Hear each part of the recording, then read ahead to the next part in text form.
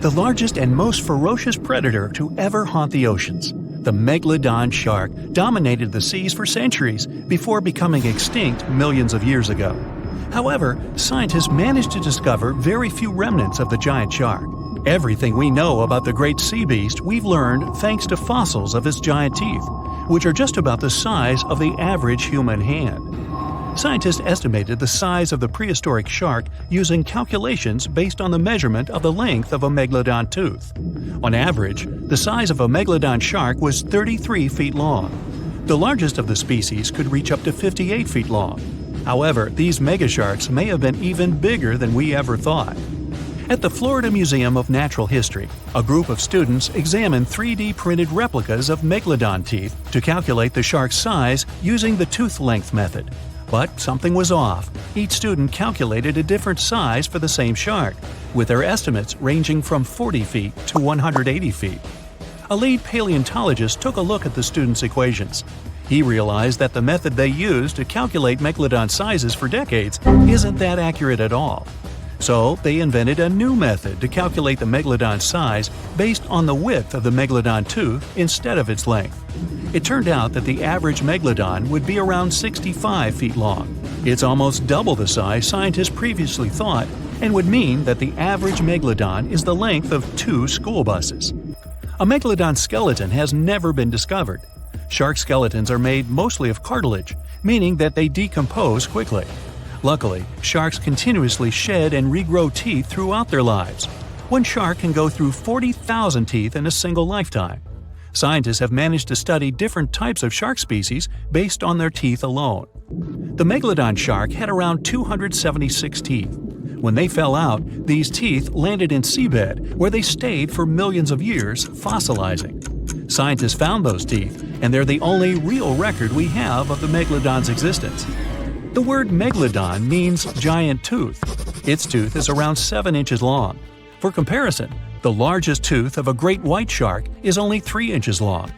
To find a bigger set of choppers, you'd have to go back 65 million years to find the great Tyrannosaurus rex, whose teeth measured a whopping 12 inches. Megalodon teeth have been discovered all over the world. It means that, unlike other marine animals of its time, the megalodon was intercontinental. Even today, most sharks and marine animals tend to stick to one sea or ocean.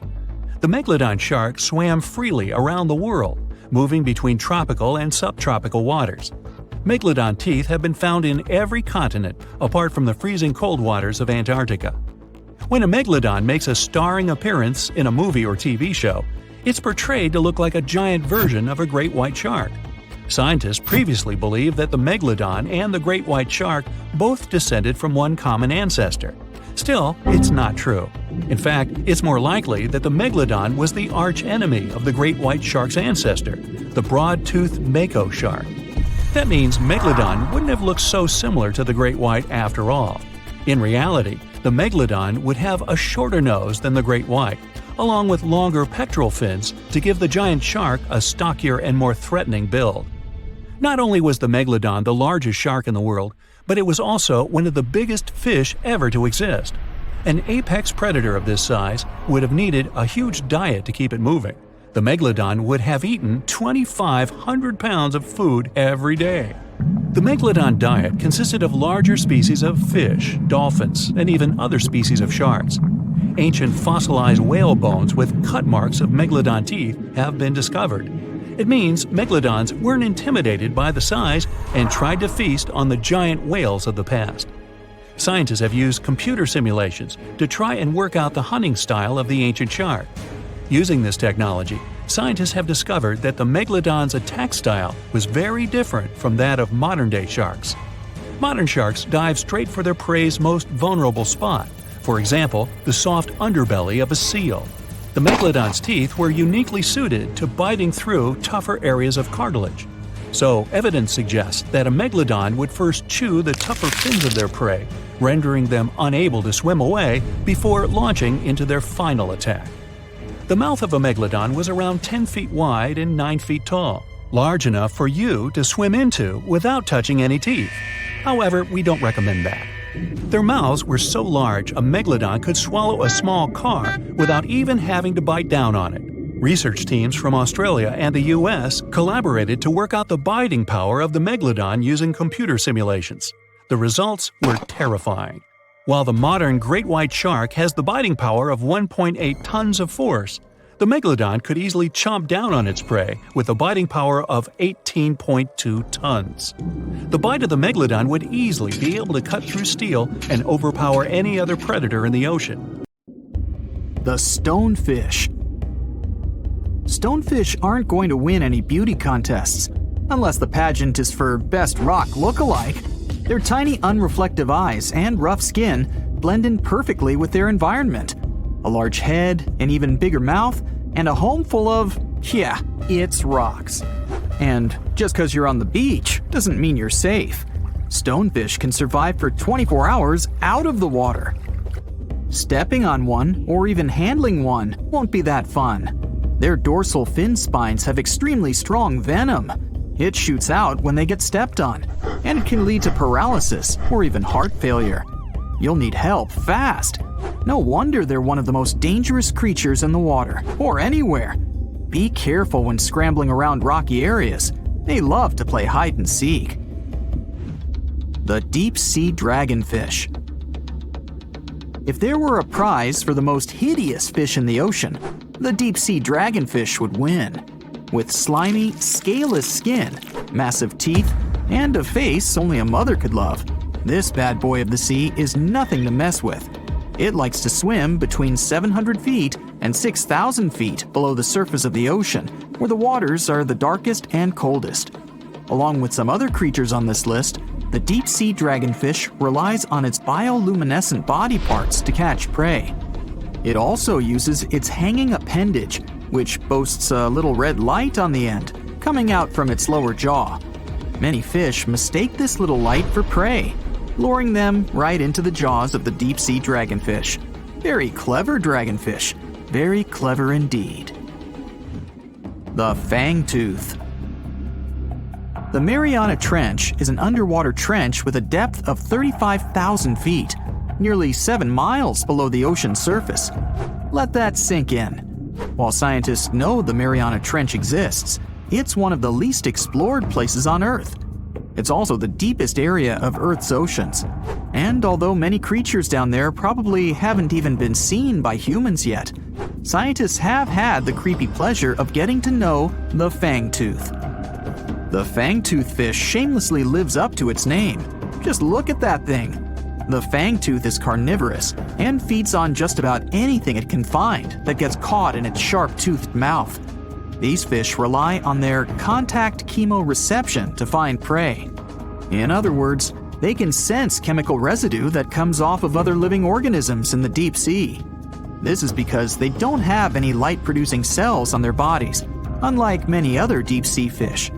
On top of all that, it's pretty dark down there, so whatever crosses their path, they chomp on. While these guys look pretty scary, they're not a threat to humans. They only grow about 7 inches long. Even so, I wouldn't want to run into one of these things during a relaxing swim in the ocean. The Dunkleosteus. Strangely enough, this prehistoric fish, known as the T-Rex of the seas, had no teeth. Those were replaced with bony plates that allowed it to have the strongest bite among other monsters of its size. The goblin shark. If you thought the movies about sharks were scary, this next deep-sea creature will make you swear off going for dips in the ocean forever. However, it lives 3,000 feet underwater, so you'll never likely see it face to face. The goblin shark looks like a cross between a shark and a creature from your worst nightmare. These sharks boast a protruding sword-like snout with a jaw that juts out to match. Unlike other sharks that have more of a gray hue, this creepy thing looks not so pretty and pink. Aside from their scary demeanor, what do scientists really know about the goblin shark? Well, not much, except that they can grow up to 18 feet in length.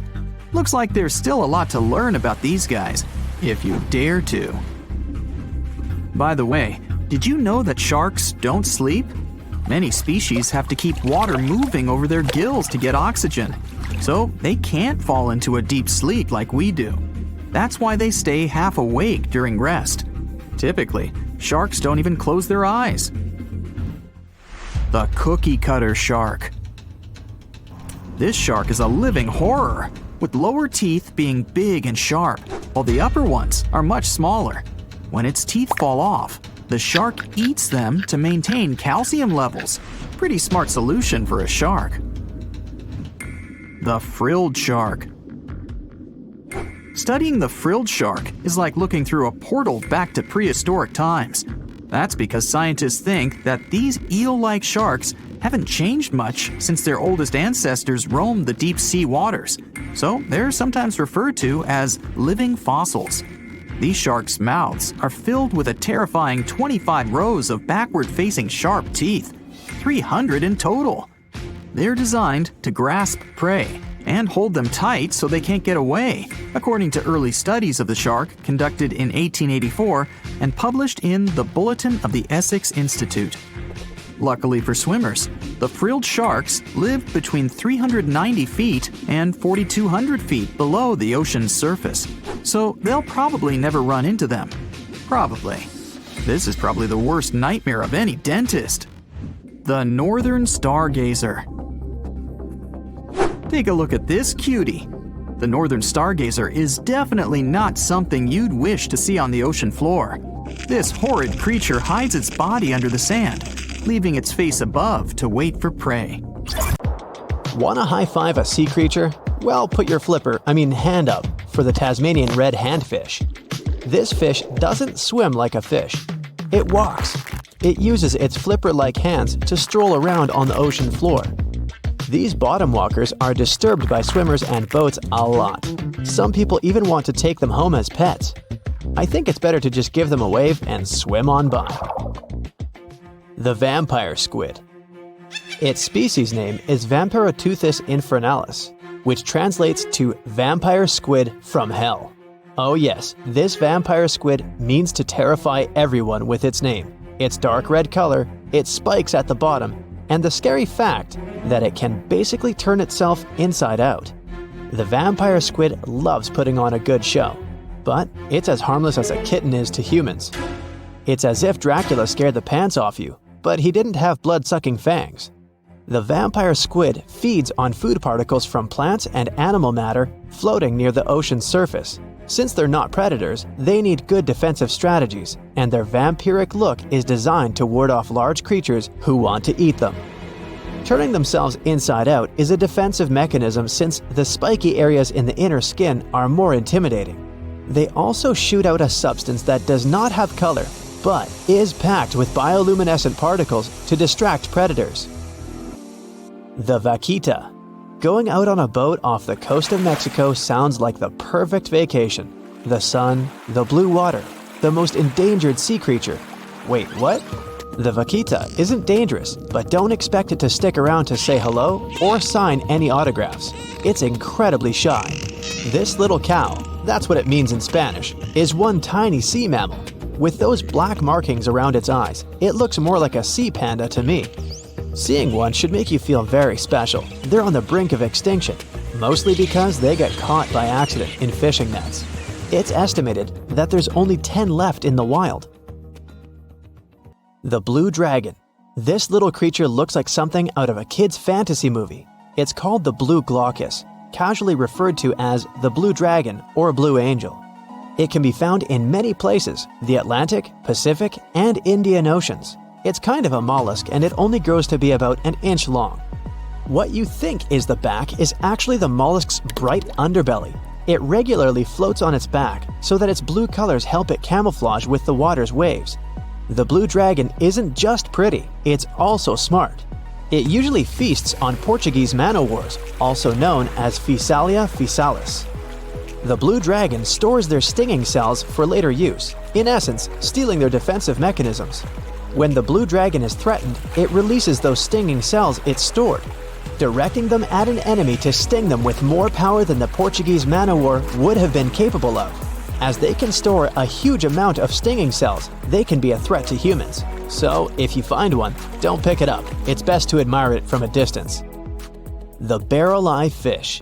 If you ever wanted to have Superman's X-ray vision, Looking at the barrel-eye fish will make you feel like you gained that superpower at some point in your life without even realizing it. The barrel eye has a transparent head, so you can see how their eyes and brain look inside.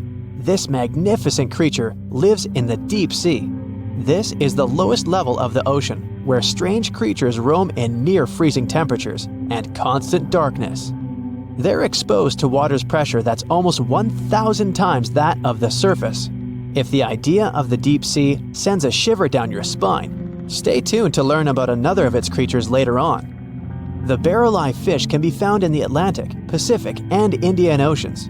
You might be wondering, why oh why would a fish have a see-through head? And that would be a fair question. Since the species was discovered in 1939, it was believed that the fish's eyes were set to see straight ahead and couldn't move. So it was assumed that they had tunnel vision. Scientists Bruce Robinson and Kim Reisenbichler from the Monterey Bay Aquarium Research Institute recently discovered that the fish can move its eyes vertically to see through the top of its translucent head, thus noticing if there are predators or prey nearby.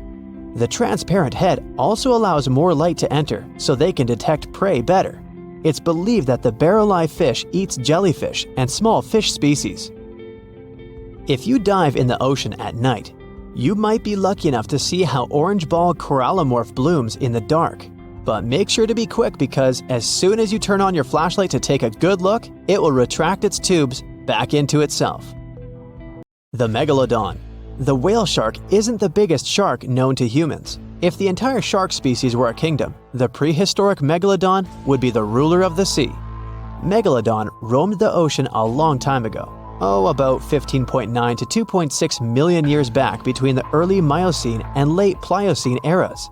While they've long been extinct, people are still amazed to learn about these gigantic sea beasts. That's it for today. So hey, if you pacified your curiosity, then give the video a like and share it with your friends. Or if you want more, just click on these videos and stay on the bright side.